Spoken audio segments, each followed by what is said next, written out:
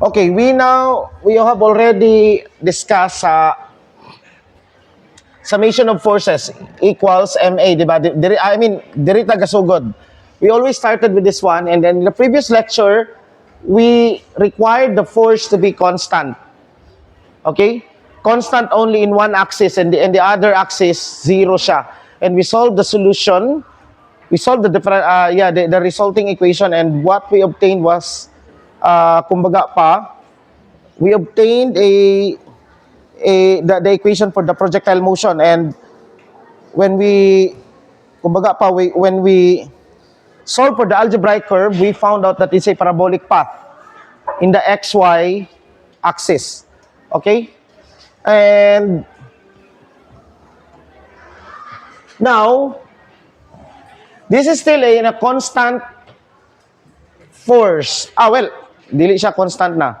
In general, okay, when the force is not constant, the force is either a function of time, or it could be a function of r, the position, or it could be a function of velocity. And why is this?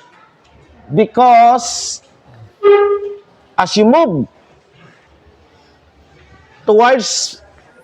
in space, at this point right here, at this r, we can call this r1.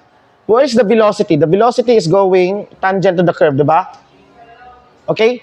At this r right here, the velocity is going there. And of course, we know that r changes with time, right? We can call this as r2. We know that r changes with time. Okay? And so, the force of the force experience, imagine a force field. Now, we are not talking here about force fields, vector fields. What are vector fields? These are at every point in space, or maybe at some points in space. Maybe it's not defined in all of space, but here, let's just assume that it's defined at every point. At every point, the vector changes. Imagine that as the flow of water, or whatever is that, the wind. So imagine this as space, and imagine that there's a flow of wind. May hangin. Now maybe at this point the wind is going there. At this point the wind is going dito. Nakuha. Sabdan niyo?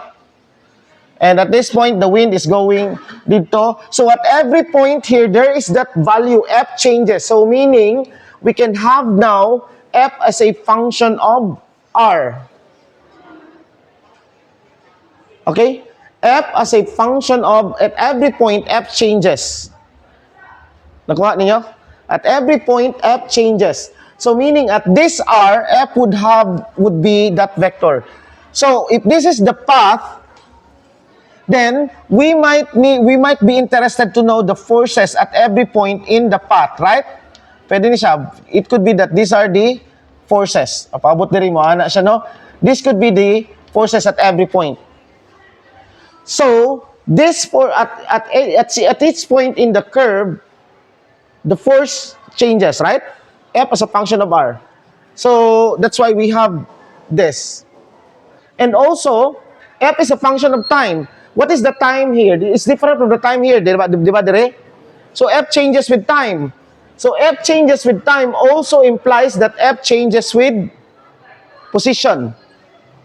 And of course, since velocity changes with time, and velocity also changes with position, then we can also say that although not causative in nature, that F is a function of velocity, because it has different velocities right here. But ang kuan mo gud is ang causation. When we have a function manggod, sometimes the input, in many cases, usually we think of the input as the cause. The effect is the function. So for f of x, this is the cause and this is the effect. But well, not all. I mean, not at all times, because not at all times, but we can have functions which are not it doesn't mean that v causes the change in f. This only happens because F changes with time and V changes with time, so that F also, nagdulom lagi. Nagdulom, no? Ay, okay. Okay, action na siya. F changes with time, and so, okay, if F changes with time, then F also, since velocity also changes with time, then F also changes with velocity. So, mo na siya ang ato ang kuan karon. Nasabtan ninyo ni? Okay. Now, let us consider only one dimension because the level of so far, even if you finish calculus 3, it would not be enough to deal with this one because it needs vector calculus. Okay, so we will get away with the two-dimensional or three-dimensional version of this. We will only use the one-dimensional para di ta mo abot og vector calculus. Okay, vector calculus advanced na siya, kinahanglan siya multivariable calculus ay kamo sulod dira. Okay? But whenever we need that one, ako lang kumbaga pa we will not be so rigorous. Karon, we want the case in which f is a function of x for the one-dimensional case. So that means f equals f of x, but this is equal to ma. Now, since f equals f of x, a also must be a function of x. But then, what is a? A is just, this is m dv over dt. It's not dv over dx. It's always dv over dt. Bisan pag a of x na siya. So, what are we going to do sa ato pa na kay f of x now, or just f na lang, we understood that f is a function of x, equals m, use again the chain rule, because that means that our velocity is a function of x. Okay? Just like what we did last time. But sa una, last time ang good, a is a constant. Now, a is no longer a constant. So, this is now dv over dx times dx over dt. So, from here, we have this f dx equals m v dv. Okay? And then we integrate. Now, of course, this is integrated at x naught, the velocity is v naught. At some x, the velocity is v. This integration. But, okay, what is this quantity now? F dx. F dx is the one-dimensional version of a vector field. I mean, a dot product of a vector field. Unsa na siya? Now, imagine the point here. Asa ang dr nato?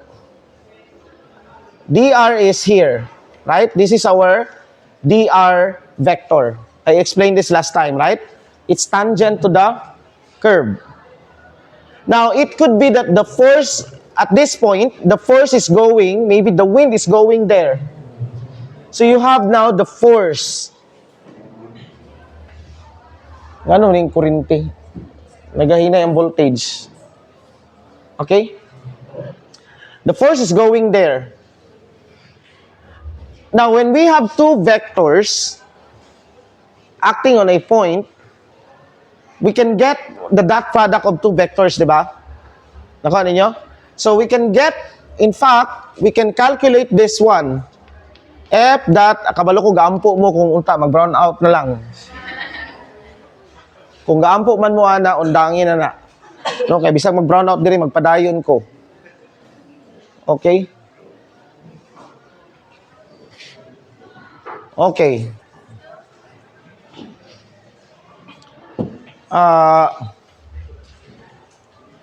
Mo ni makadaot sa kuan ba? Anyway, ilaha bitaw ning suga.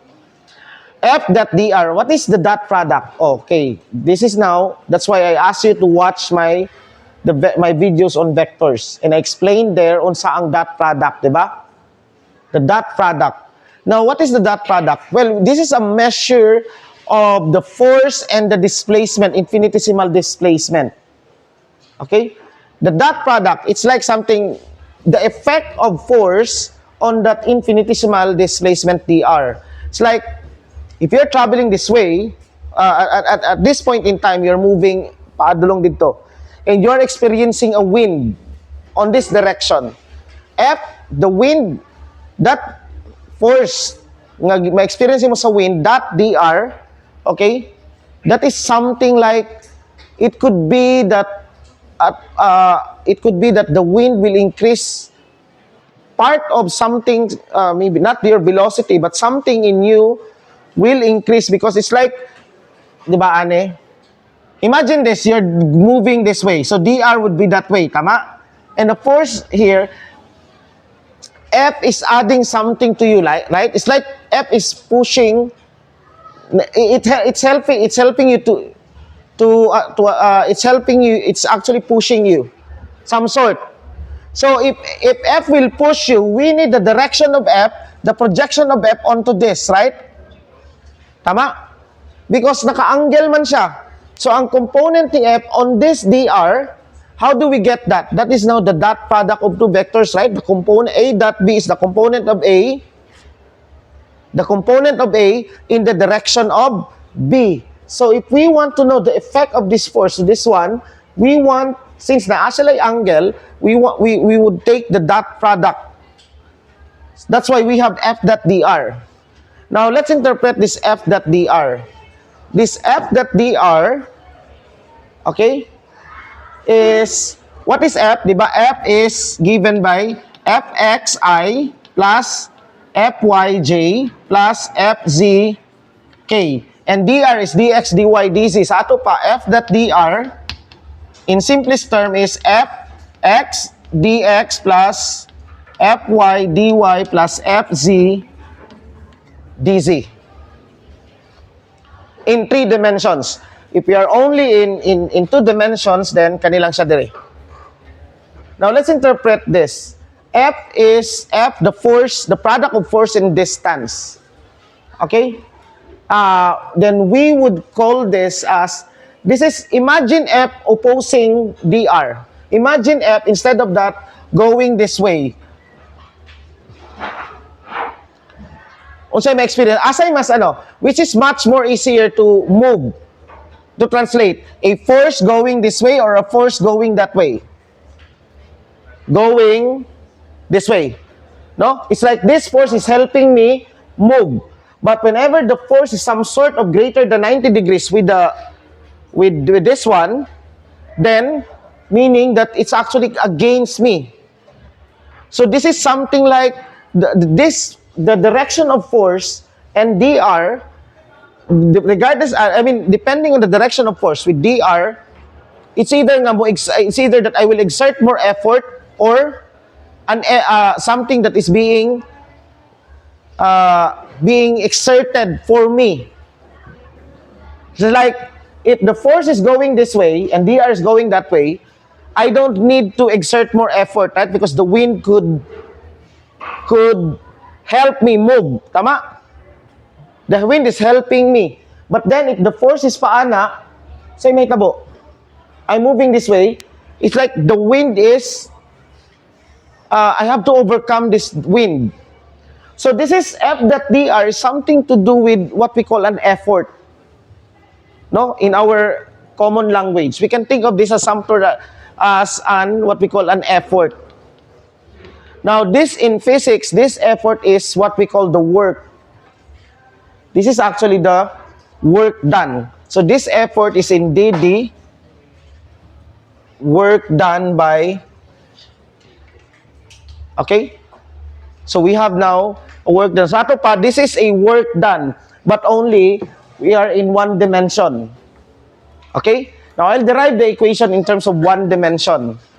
Okay? Okay? So, okay, 5:44. By the way, mag-makeup class na gahapon, but still na mga activity. So, we will extend up to 7 karon. 33 minutes. Okay?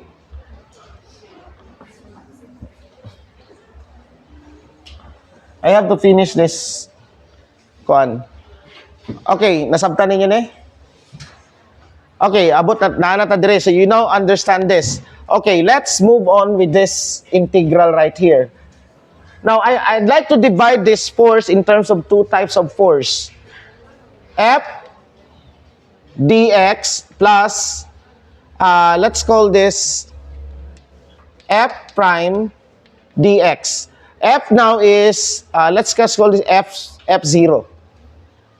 Or, I'll call this as FC and FNC. FC and FNC. This would now be equal to, what's the integral of this one? That would be 1/2 m v squared minus 1/2 m v naught squared. Okay? Can you still follow? Okay, Ra? Yeah, it's just basic. Now, let's interpret this too. Where ako ang F dire, I would, F now is equal to FC plus FNC. Divide na ko sa into two types of force. This type of force right here is what I'm interested at. FC. F is a vector field. Now, it's possible in advanced calculus, but we are not, don't worry, dili na ko niyan sa inyo. In advanced calculus, a vector field could be due to what we call a potential, a scalar field. So, ang scalar field? It's like this. Imagine at every point in the room, saan ako na pa-imagine. Imagine every point in the room, the temperature changes, right? The temperature changes. And let's imagine that the temperature is, a scalar field could be, for example, let's interpret this scalar field. F of x, y, z is equal to x squared plus y squared plus z squared minus r squared. That. Suppose that F is temperature. How hot something, a point is. So in every point there you have a value of F, right? Okay? Now, some of the points will have the same temperature. How would I know the points that has the same temperature? I want to know the points which has a temperature of, let's say, temperature of lambda. Then I would just set lambda equals Fx of y, xyz, and solve for xyz. That would, I mean, the solution for this is all points xyz that would give me a temperature of lambda. Ano ninyo? Na-picture out ninyo? A temperature. Now, okay, instead of temperature, let's imagine color. We can actually, we can put numbers to colors, di ba? Let's say the pinakagamay is the red, the pinakadako is blue. Now you will see colors right here, right? In every point the color is the same. I mean, every point there's a color. So you would see a kaleidoscope nga kuan. Now you want to see those points which are kumbaga pa of the same color. So I would just set, since F is a color, the value of F is a color. Nakuha? F is a color. If F equals 0, then let's say F equals red. If F equals 1,000, then let's say F equals blue. Is blue. Sabta niyo? Now, if I set F to one value, let's say lambda, or let's say 50 or 75, then I can find all those points which has a color. Let's say that color is yellow. Okay? Or pink. Okay? That color is pink. So, iset na ko tanan, palungo na ko tanan except for the pink. All I have to do is set this to lambda. Then I would see all the points that would, okay? Niigang lagi. Paki-on ba ng electric fan, be? Niigang, no? Ah?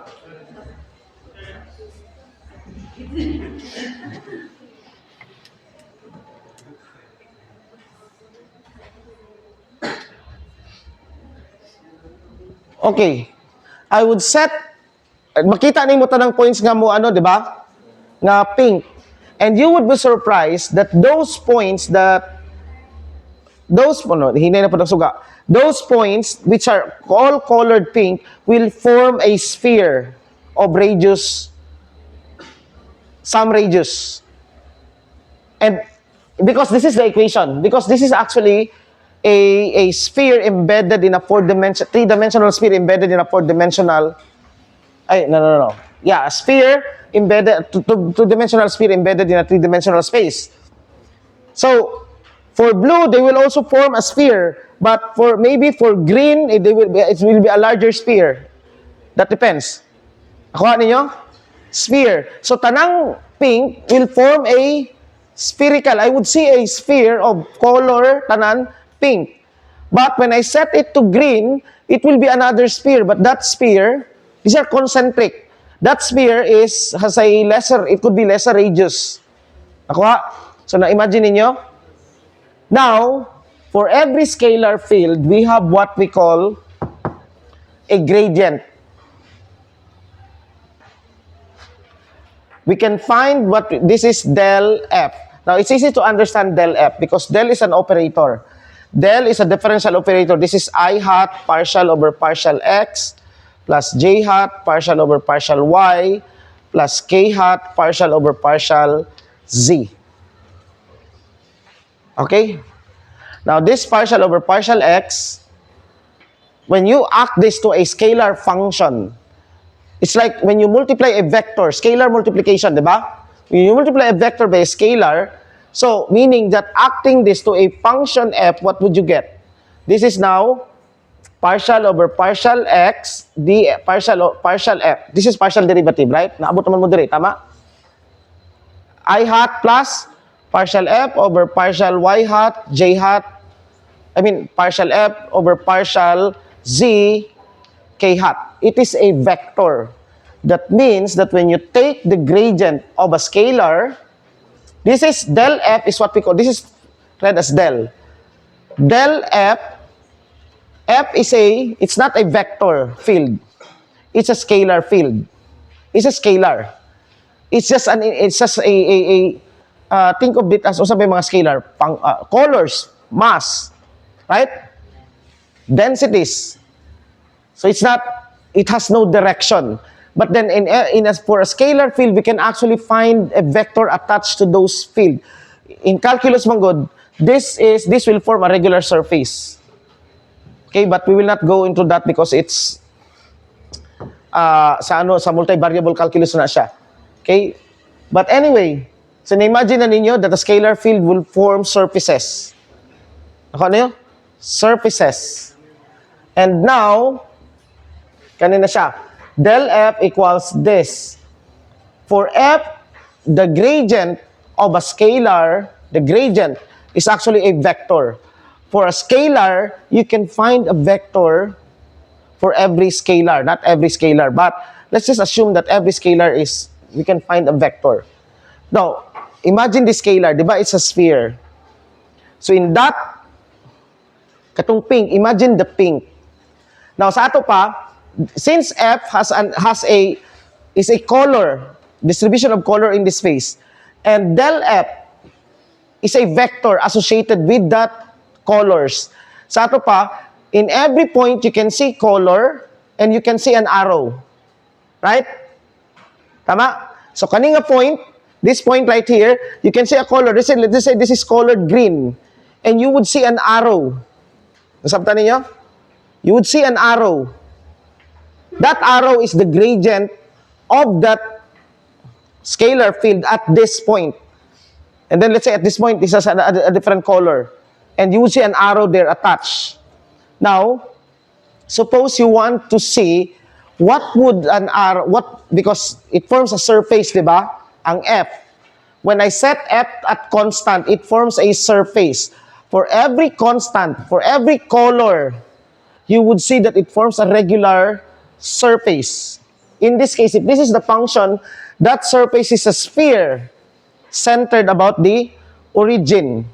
Now, when I set that to pink, you would see a sphere of radius, some radius. Okay? The radius actually is square root of r squared minus lambda. So, mo na radius nga ano ni mo ana. No, mao ni siya. This is now the sphere with pink. Now, when I turn off all the colors, I would see all the pink, right? Tama? Now, at each point in that surface, okay, at each point of that sphere, there's an arrow, right?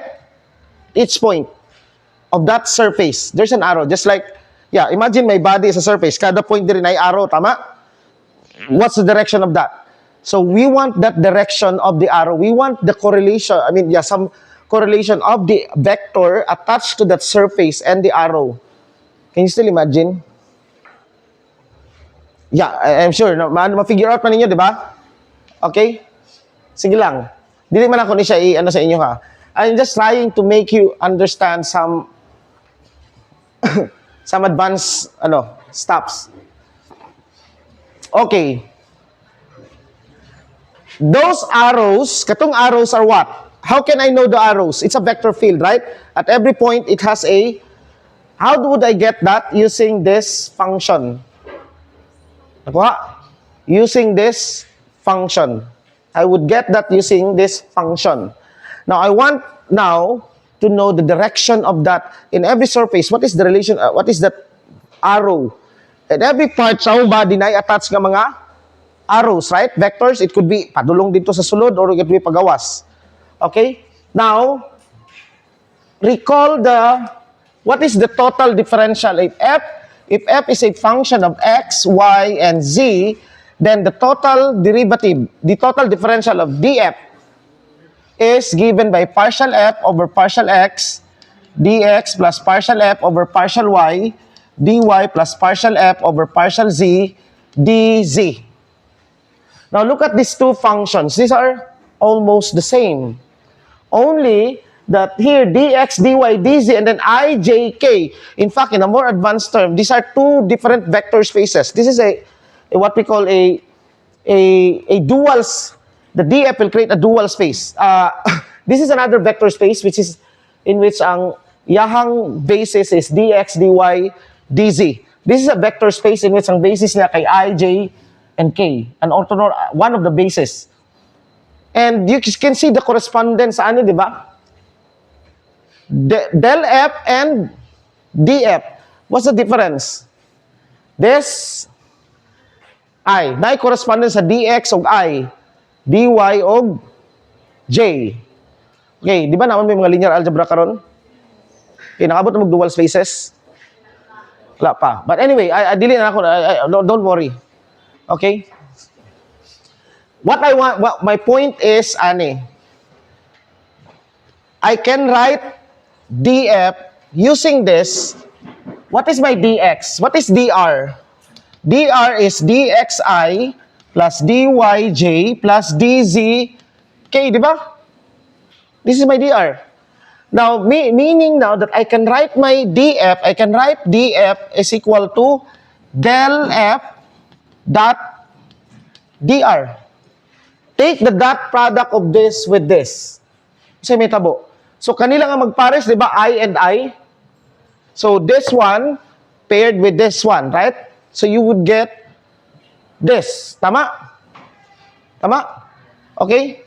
Take the dot product of this and this vector. So, kung sa may tanang I, J, and K, ang I lang. So, di ba? AX, BX plus AY, BY plus AZ, BZ. Now, if you have not watched those videos, you need to watch them now. Kung nag-require yun tamo ato because that will be the paninglon yun tamo ana. Kung di na ninyo masabtan, di mo kasabot ani.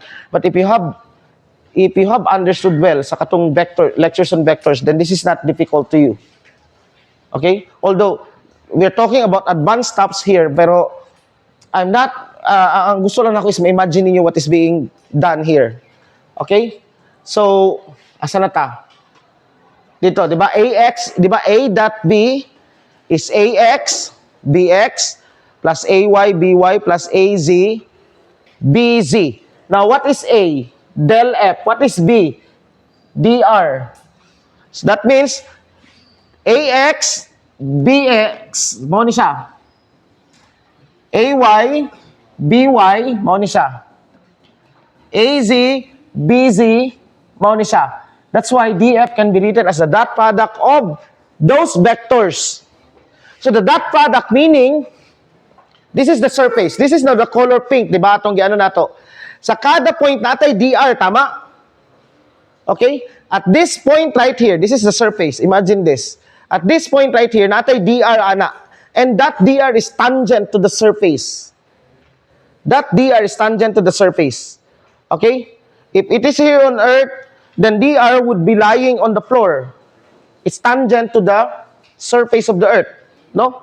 It lies on the vector space, the tangent vector space. The tangent space. This is actually another vector space. So, nasa'y ana dito, right? It lies on the floor. It cannot be paana. dr on Earth, imagine the Earth.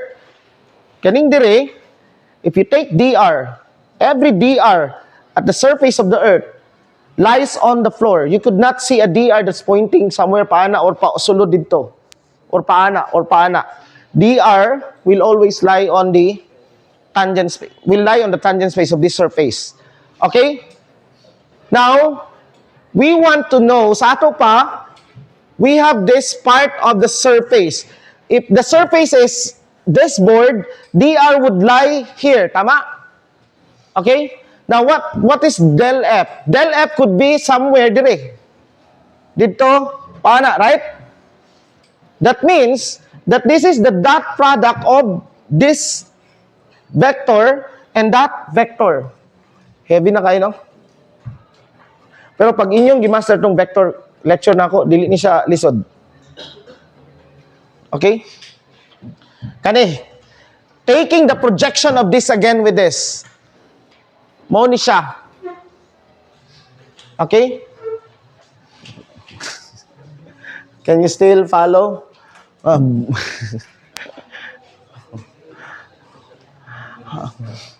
Okay.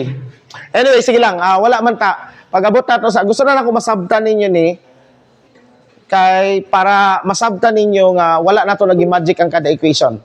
But don't worry, pag wala mo kasabot, kanay inyong katapan siguro wapod kasabot, no? So okay. But somehow sa katong uban manggod nga nakasabot, yeah. Ay uban diri nga kabalo ko, I think ano. So nakuha na kay mao ni ang dr, right? Mao ni ang del f, the gradient, right? Any vector diri taking the projection. Now ani, imagine that color pink, that certain surface was setting f equals some constant lambda, right? Tama? It was set at a constant lambda. As a constant. That means that this sphere, the f along the sphere, if you move, so long as you move within the sphere, within that pink sphere, or that green sphere, or that pink sphere, the f right there is the same as the f. Kaya pareho mag-color, tama? So throughout that sphere, does f change? No. In fact, that's all equal to, let's say, if pink is 75, then each of the point of that, ang f kay 75. This means that at the surface itself, df is 0. Tama? That means, at the surface, df, if del f, okay, this is actually at the surface, at a constant, at f equals some constant, then df, which is equal to del f dot dr, this is equal to 0. That means that, o say, conclusion na ni, del f is perpendicular to the surface. In fact, orthogonal. In fact, del f will point to the greatest change in the color. The most sensitive. Pero di natin maabot nila because it requires some advanced, really advanced stuff. So, maura na akong ano. Okay, sir, naabot na tayo, diri panta. Okay, ngano na siya. Here, F is a vector field. The good thing about this one is that I'll divide this into FC. What is FC? FC is a vector field such that FC is a gradient of a scalar V. I'll set Fc as a force, two forces right here. It could be a force that is a gradient of a scalar and a force that is not a gradient of a scalar. Okay? So, nasabtan na ninyo sa gradient. At least, sa kada ko, anatay, ginatawag nga, muaray sa nga vector. Okay? Now, if this is the case, then this integral right here becomes integral of del v, del dot v dot d r. Tama? Del v dot dr. Del v dot dr in one dimension is just equal to minus dv over, di ba del v is dv partial v over partial x, tama? Partial v over partial x dx, partial v over partial y dy. Now, if you have only one dimension, just dv over dx dx, tama? So, this is dv over dx dx, or that is just dv. Okay? That means now that this integral right here, this becomes now minus integral of dv evaluated from, since our v, we are now integrating in v, evaluated from v naught to v, and this is still plus f. And we now call this as the work done by the NC force. And this force is what we call a non-conservative force. This one is a conservative force. In physics, we classify a force, conservative force, as a gradient of a scalar. Okay? Sabtan? Sabtan?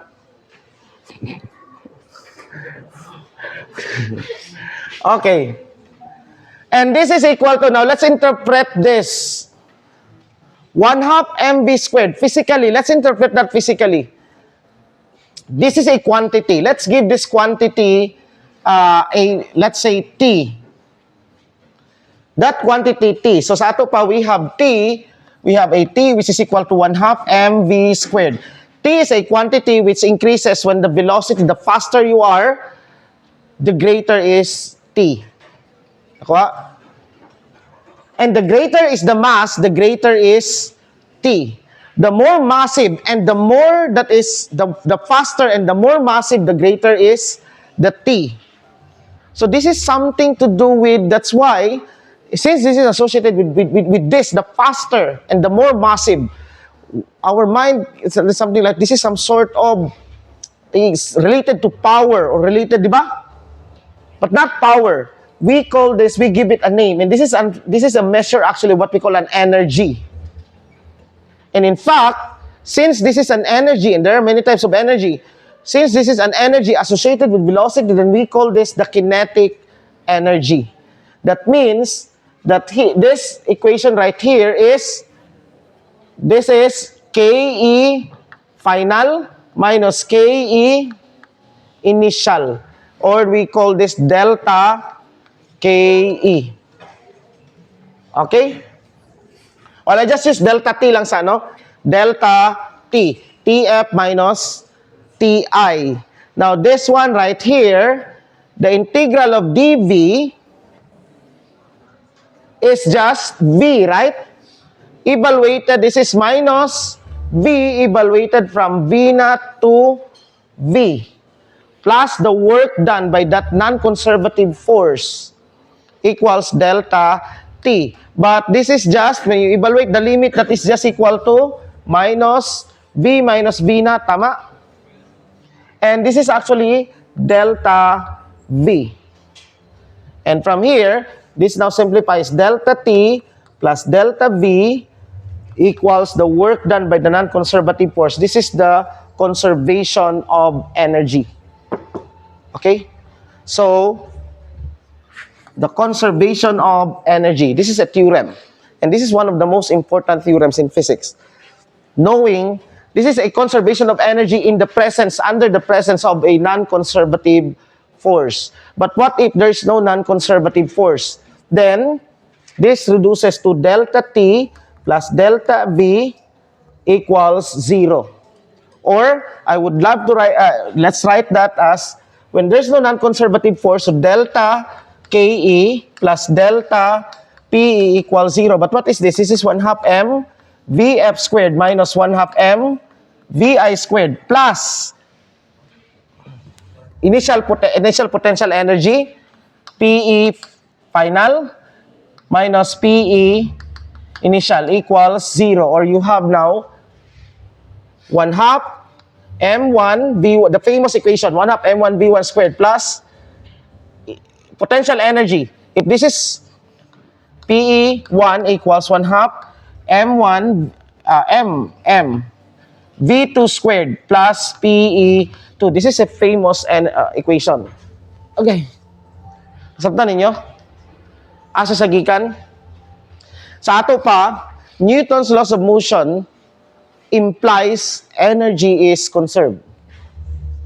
Okay? We have just proven that energy is conserved. Asa gikan tanan? Asa nagsugod? F equals MA. So wala ni siya because in introductory physics books, even university physics books, usually, I don't know if in university, in many books, this is given but without even saying that it comes from F equals MA. And this theorem, the conservation of energy, meaning that Newton's laws, Newton did not say, I don't think that Newton said that energy is conserved. But then, from his equations, you can prove that energy is conserved. Now, let's analyze these two types of forces, conservative and non-conservative. What do we find by a conservative force? This integral right here, let's analyze that. Balik na punta dito sa vector. As I've said, this is some amount of effort, right? That is dr, and it could be that this could be F. It's like, think of this as a pipe. And then there's a, F is the flow of water. Now that pipe, if mauni mong ana dagan, and if the force is going that way, that force will enter the pipe. That amount of water, that flow. And that amount of force with the, together with the with this in infinitesimal dr, tama? This is infinitesimal dr. And with the force entering that, it's like the amount of water that gets into this small portion of the pipe. Nakuha? Tama? So sa ato pa, when you take this integral of f dot dr, is just summing all the water, the amount of water being collected sa path. Masabdan ninyo? Or not only collected, pwede gihapon that force will leave this one. The water will, imagine this pipe, nga ang musulod dire, it will get to another dimension. Imagine that pipe. And then there's a flow of water. As water gets inside that pipe, sa metabo, asa siya musulod? Okay? You have the, di ba? As water nga musulod sa pipe, it will, tanang masulod dito sa pipe, musulod, mo teleport siya sa other dimension. Just imagine that. No? So, nakay pipe diri, nakay water diri, mo ana dito, okay? Asa musulod. Okay? So, di na nato i-action, kay para wala tay, di masukat ng subscribers. Okay? So, pagsulod dito, asa siya mo, mo bali sa pikas, right? So, dito sa pikas, in the other dimension, yung teleport, this pipe will be able to collect all the tanang nisulod, tama? That is the meaning of this integral. And this is a measure of energy. F dot dr is either the energy being added, that is the amount of water, nagasulod dito sa pipe, that's the energy, or energy being subtracted from the particle that moves, depending on the force. If the force is against, then energy is being subtracted. It's like water, gikan sa other dimension, is being subtracted through that pipe. Nasabtan ninyo? Ang analogy? Nakuha ninyo? Gusto niyo akong i-action katong anak na i-ani dire? Oh, imagine this as the pipe, di ba? This is an infinitesimal.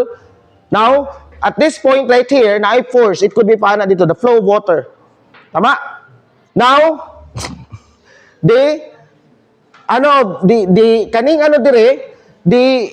projection of this force, parallel, So, meaning, kani isulod nato dire. Wala, maumag yun na siya. Okay. Okay. Isulod na to, dire. Can you think of any better nga, ano? Di ba wala na? Okay, kani. Kani, kay. Dire. Okay. Kani, di ba? Morning vector. Pag muana siya, asa man siya? Na siya component, parallel ani, tama? So, naa siya dire, musulod. Kani siya, matransfer karon dito sa other dimension. Think of that as, okay? So, meaning, if this is the force, then ang masulod saya, dili amount of water, kasi ganiha, flow of water man to, kundili energy. F dot dr is an amount of, is a volume of energy, is an energy. Just like, if F is the flow of water, and dr is that length, then F dot dr is the amount of water in volume. If this is force and this is some dr, then this is the amount of energy being added sa system. Or either if the force is going that way, meaning that it pulls water. Asa gikan ng water sa other dimension nga gi-teleport, right? Gakabawas dito. And mugawas siya diri. Nasabtan ninyo? Okay, klaro? O mo na ibut pasabot ani nga integral. So nasabtan ninyo ng F dot dr? So that means this is the amount of the water. Think of that, the amount of the water that has been transported to the other dimension. Gi-collect na nimo sa kani kataas nga pipe. Nakuha ninyo? But it seems that when the force is, well, it's either the amount of water nga nasulod or na kuha. And that amount of water is analogous to the energy of the system. Think of that as the energy. Now, that means that unsay makita nato dire from this one right here. This one, okay. Since when we set this to be the gradient of scalar, our integral became of this form. And notice that this is now an integral that doesn't depend on does this still depend on dr? On r? No. As you integrate from the initial to the final, it doesn't depend where you are in the middle, right? It only cares of the end point. Right? That means that whether if I start here and I'll end here, if I go to this direction or straight, or through this one, or pwede ko mag-ana-ana pa,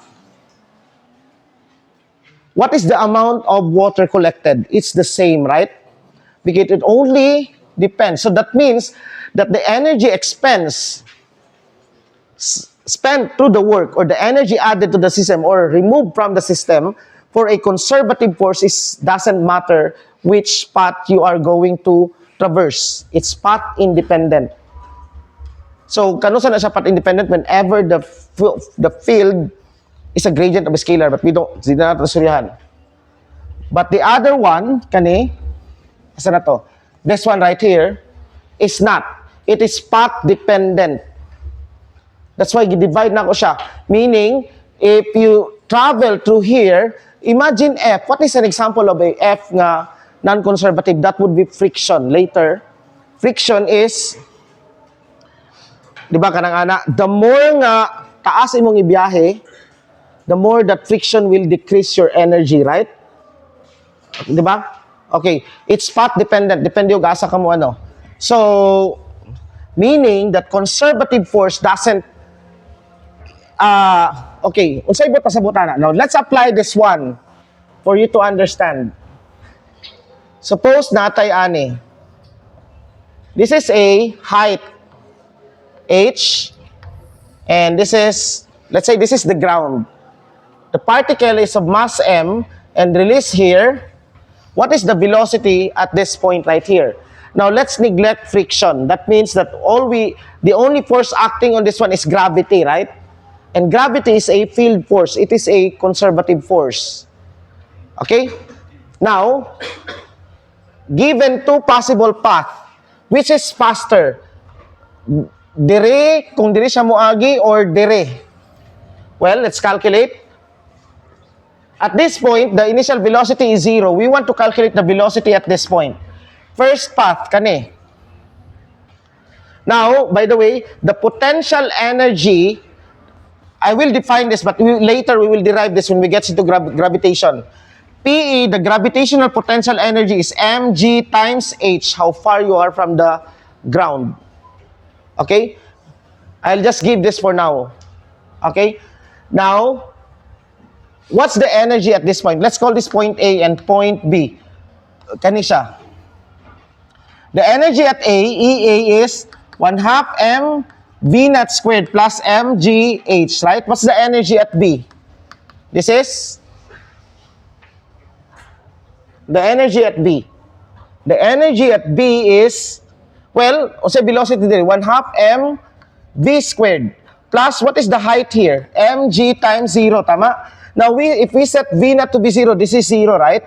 And since it says that energy is conserved, that means that EA equals EB, right? In fact, that's what it says. The energy, as it moves, the energy here is equal to the energy here is equal to the energy everywhere. So long as there's no non-conservative force involved. Yeah. Nasabtan ninyo? Wala may mukaon sa iyang energy. Wala po'y mudungag sa iyaha. Okay? Okay. Now, so our equation now becomes 1/2. This is 0, right? So, may mong mgh equals, ang sa ipikas, 0 po to. So, 1/2 mv squared. And so, v now is equal to 2gh square root, right? The velocity here is, ano. Now, how about this path? Well, it doesn't matter, di ba? Naabay, ano diri nga path depend. Di ba wala nag-matter ang kuan? So, this particle, moagi siya diri or moagi siya diri, they will have the same speed, not velocity. Because this one, okay, kaning isa no mo, ana siya, ana. This one, the velocity is padulong dito, right? Straight. This one, padulong dito, but the magnitude of this will be the same. Okay? Sabtan? So, this makes things a lot easier. Now, let's solve this. Let's solve a projectile let's solve a free fall motion. Gikan ka sa Y naught. Gi-release lang siya dire. Padulong siya dire. What is the velocity at the ground? What is the speed at the ground? Now, let's use projectile motion. Akatong sa ano, di ba? So, Y minus Y naught equals V naught. Since we are only, so V naught T na lang, no? Minus 1/2 GT squared. Kaya ang sine theta will be, okay, this is 0, right? No? 0. Gidrop naman siya. This is minus ana. And we set this to be 0 at the ground. We want to solve the time. We want first to solve the time nga maabot siya dire. And then substitute it sa velocity, right? Tama? So, what we want is B at this point right here. So, okay, this is now. So, T is just equal to 2y naught over g square root, right? Tama? Now, we can now calculate the velocity at this point. How to do that? V is equal to V naught minus GT, right? And this is 0. So, this is minus G times what's T? 2y naught over G 1/2 raised square root. So, V now would be equal to negative square root of 2G y naught. Right? Now, how about we solve this using conservation of energy? Okay? So, let's take this as point A and point B. The velocity at A is 1/2 mv naught squared, which is 0, right? Plus mgha. What's the height at A? mgy naught equals, the velocity at there is 1/2 mv squared. Plus, what's the height? We set this to be 0. Plus mg times 0. And this cancels out. And cancel. V now is equal to square root of 2g y naught. And we take the negative because it's going downward. So this is the same. But which solution is much easier? This or that? this. Okay? Nga naman, well, it's because actually in energy, we're dealing with scalars. Energy method is much more convenient than taking directly. Well, of course, it comes from F equals mg hapon, pero in energy method, we're dealing with scalars. Okay? Ay. Dapat ay 30 minutes for a saban. Okay. Now, you may now forget yun sa totalan pag-derive. At least, napakita na ko sa inyo po sa sinigawas. Okay? So, what is important is we use now we can, at least on this level, sa University Physics is katong final formula. Delta T plus delta V equals the work done by the non-conservative force. As I've said, dili ta mo pagkutanog yun sa ito pag-derive. Okay? Sadistic na kayo na siya. Okay? It is advanced calculus. And dili to siya makover even sa 3 calculus lang. Katong sum of dito. Tung uban makover siya pero daghan dito itong mga gradient, curl. Wala na siya sa basic calculus. Nasa sa Lighthold nga book pero wala siya usually gina-appeal na sa course. But anyway, so the important is this what is important is katong equation nga Now, we go back to summation of force equals constant. Pero last time we focused on MA, di ba? We focused on this. But now let's focus on this. Okay? So baliktad na. We already derived the kinematics of this equation when the net force is constant. Now, what we now want to, last time we did not, di ba ana lang no? Basta net force is constant. And we solve for the kinematics. But now, ato nang i-dissecting force. Why? Because this particle that travels with a constant acceleration can be acted by many different forces. Nakuha ninyo? It can be acted by many different forces. But then, when the net force, when all of the net, okay, for example, this particle right here, there's a force acting there, there's a force acting diha, and there's a force acting here and there. But then, it could be that the net force is on this direction. This is now the net force. So this particle will move, will accelerate in this direction. Nakuha? Now, previously, when we derived this one, we did not care about this. All we cared was that it has a net force which is constant to give it a constant acceleration.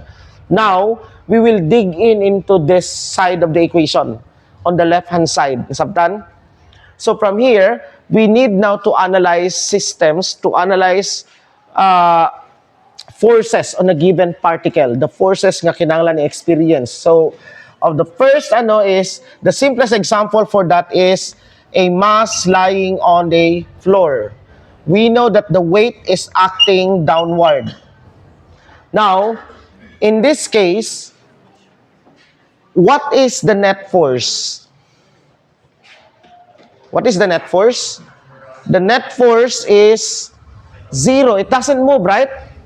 Just like that camera. Does it move? Wala. It must be that the sum of these forces right here, the sum of the forces. Now we have to, since it is a vector, forces are vectors, right? So we have summation of forces along x and summation of forces along y. Now, let's neglect all the forces. There's no force acting along x. At least no, okay? No mechanical force on x. Along y, we have the downward force minus w, right? Which is equal to mg, right? The weight. And this is equal to 0. Now, in order for this to be, it cannot be, we know that w is not 0, right? There must be a force countering this, and we call this now n. Okay? So, plus n equals 0. This force now will be known as the normal force. And the normal force is always perpendicular to the surface. You understand? Okay. Now, again,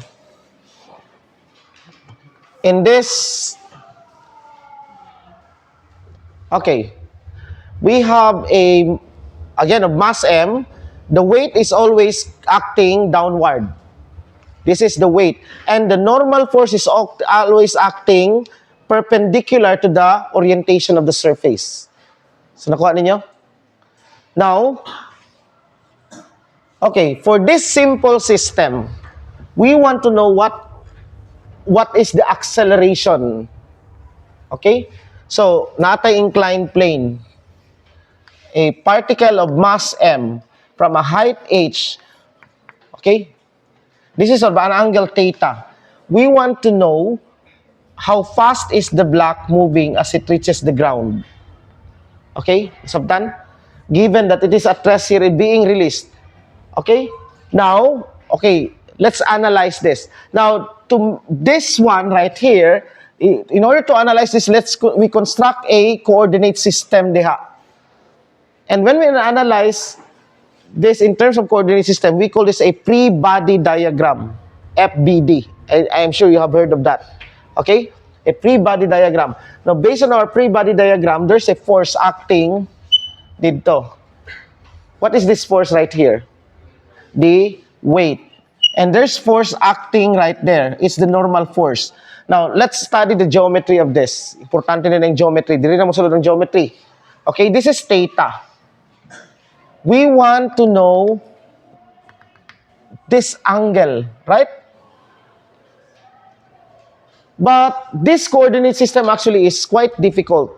Now, where is the net force? In your, the way that you, asa padulong ang net force? Tanaw ninyo. The net force is directed, kani, right? This must be F net. And in fact, this qualifies as katuganing F net equals constant A, right? And we can now just solve for this acceleration. We can use that kinematics. Once we solve, ang dati man good, we did not care how did we obtain F net. But now we will now calculate F net. And once we calculate F net, we can now use the solution sa pag-solve sa equation na to find the dynamics of this. That's what we are going to do. But first, this is a quite difficult coordinate system because F net has two components, x and y, right? Tama? F net it's constant along x and it's constant along y. Now, we can actually we can make it much simpler because we can choose our coordinate system. If this is the mass, atong buhaton is we put the coordinate system such that the x-axis is parallel with the inclined plane. Nasabtan? And now, notice that the weight now, previously, pag kani atong coordinate system, the weight is purely along y, right? But when we tilted the axis, the weight now has x and y component. But then our normal force is purely along the positive y. And now makita nato what is our net force? It's purely along x, right? Tama? Our net force must be purely along x. So we don't need to solve. I mean, along y, it is purely equilibrium. So the net force along y, what is y? This is my x-axis and this is my y-axis. So all the forces along y, what are the forces along y? What is the net force along y? This is 0. Identify now, the next step is to identify what are the forces along y. Does N has a y force along y? Yes, it's purely along y. So this is equal to N. How about the other? This is ang 8. Wait. It has a y component, right? Tama? And sa ato pa, this is now minus. So minus weight y equals 0. That means that my normal force is just equal to the weight along y. Actually, we don't need this for now, but I'll just calculate this because later when we get into friction, we are going to need this net force along y. But for now, to solve the acceleration, we don't need to solve this one right here. But isolve lang sa nako. What is weight y? This is a vector nga naa siya angle dire, right? We want now to find this angle. What is this angle? But it's not given. What is given is the angle of the inclined plane. Tama? But we can get that using geometry. Okay? By using geometry, nakakayani. This is kana, di ba? And this is perpendicular. This is theta. What this one is? This must be pi over 2 minus theta. So this one must be theta, right? For this to add up to 90 or pi over 2. So this angle must be theta. That means that weight y is just cosine. This is mg. This is mg. What is weight? Mg. Cosine of theta. That's my n. How about the summation of force along x? Now, the summation of force along x, what are the forces along x? Does n have a force along x? Does this have a component along x? Wala. Wala. So, that means that wala ni siya. How about, wait, right? In fact, this is weight x, right? This one right here. And that is just weight sine of theta. So this is just positive. So this is just mg, which is the weight, times sine of theta. Is there any other force? Wala na. And this must be equal to ma. That means that the acceleration is equal to g sine of theta. And now, we can now solve, since we know this is height h, right? What is this? Then we have this triangle. This is h, and this is, let's call this x. So, h is equal to x sine of theta. Sa ato pa, x is equal to h over sine of theta. So, what equation can we use? We have acceleration, we have initial velocity to be 0, and we have acceleration. We are asking for the final velocity. Which equation we use? The third equation, di ba? 2ax equals b squared minus b naught squared. So what is our acceleration a? This is 2. A is g sine theta times x, which is h over sine theta. Okay, equals v squared minus 0 squared. Okay, is that done? Now, from here, you can calculate that v is the square root of 2gh. Okay?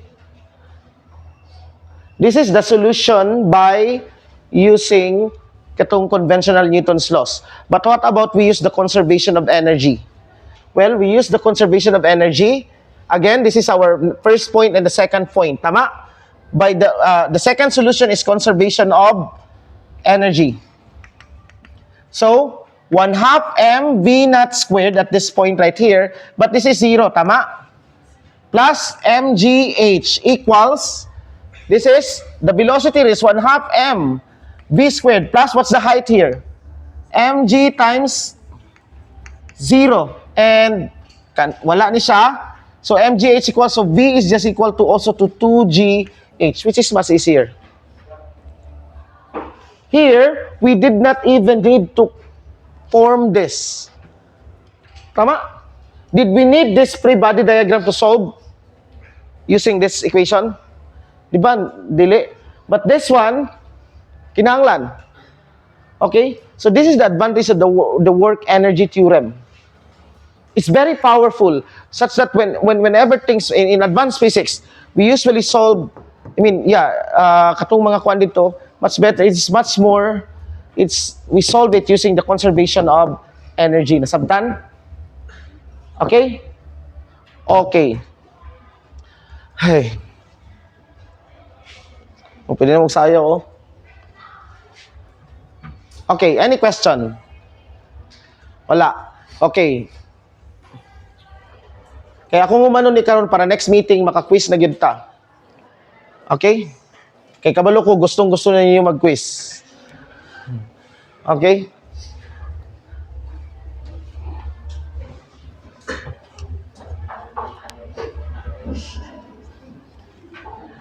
Now with friction. Friction is a force that opposes motion. And friction, there are two types of friction. We called it Fs and Fk. Fs is mu s n. This is mu kn. What is mu? This is a unitless. This is a coefficient of static friction and the coefficient of kinetic friction. Now, Fs and mu k are unitless, meaning that the friction depends on the normal force. The greater is the normal force, the greater is the friction. Now, here, friction is a reactive force. Remember that. Friction, F friction is a reactive force. What do we mean by this? This is important. This reactive force, meaning, okay, by the way, let's take mu s. For example, we have a mass m lying on a floor. We have weight and we have n, so that n equals the weight, right? We have already analyzed this.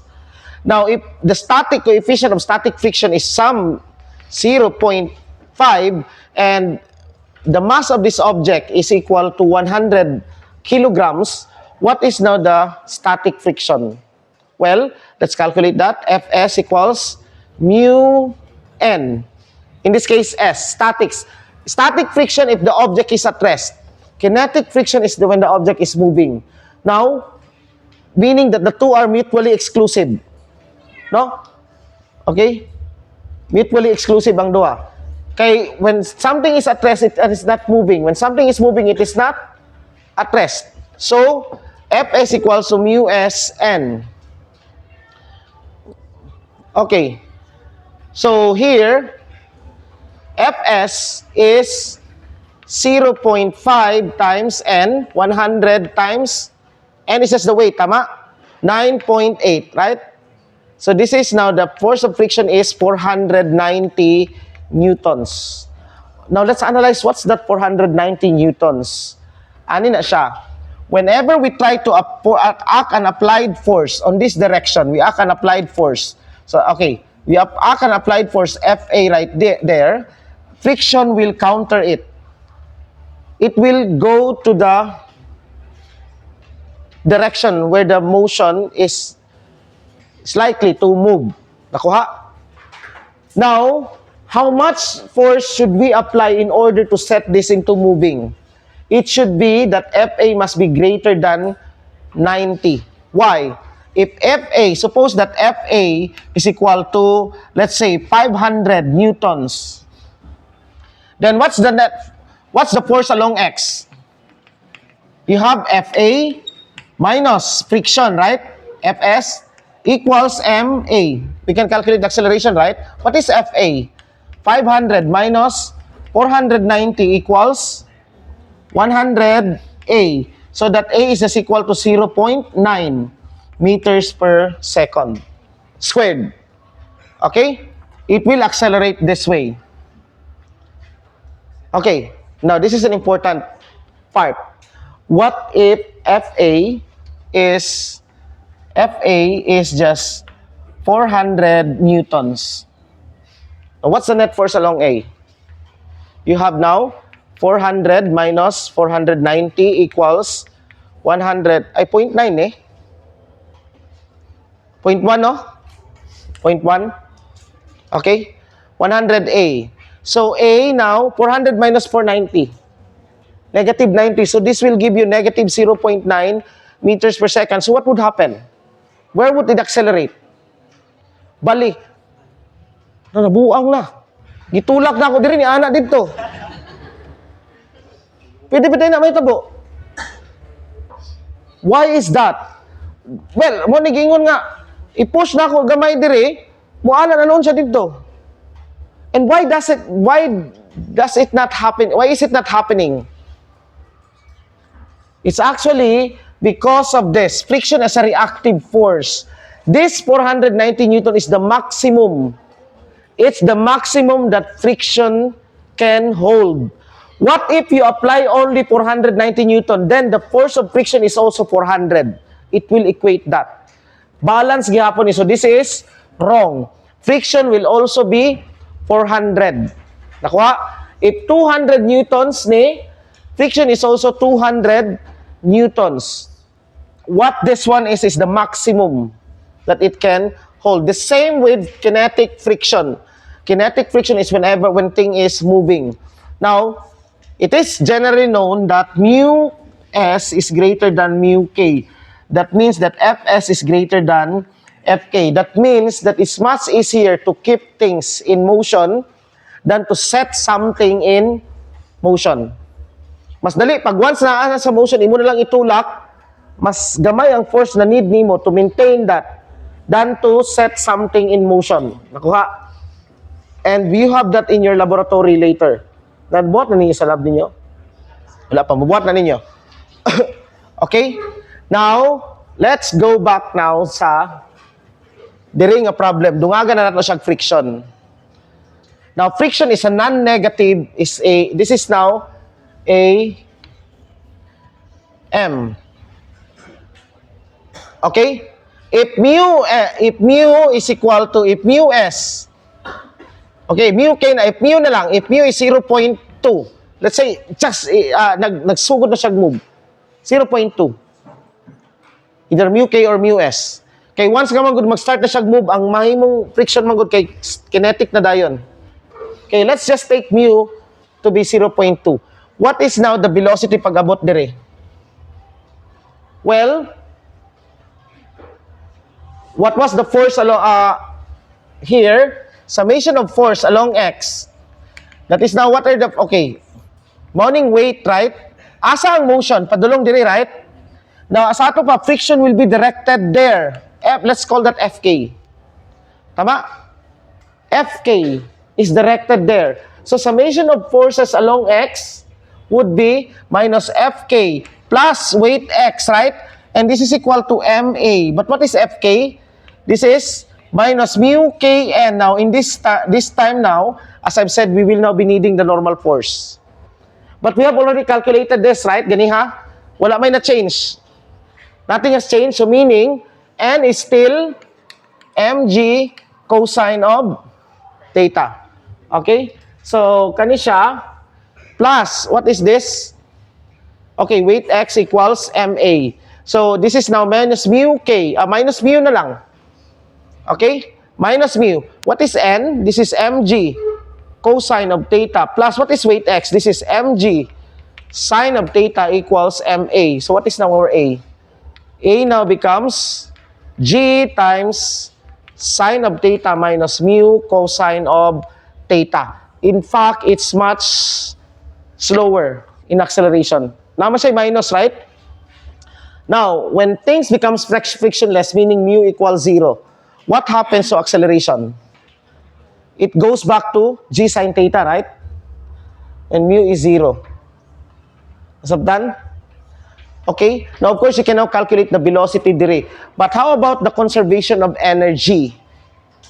The conservation of energy is no longer delta T plus delta V equals 0. But we need now to calculate this. Okay? What is NWNC? Okay? WNC is the work done by, in this case, friction. Okay? Let's calculate first the work done by friction. What is the work done by... sige, ano na lang ni. Hay.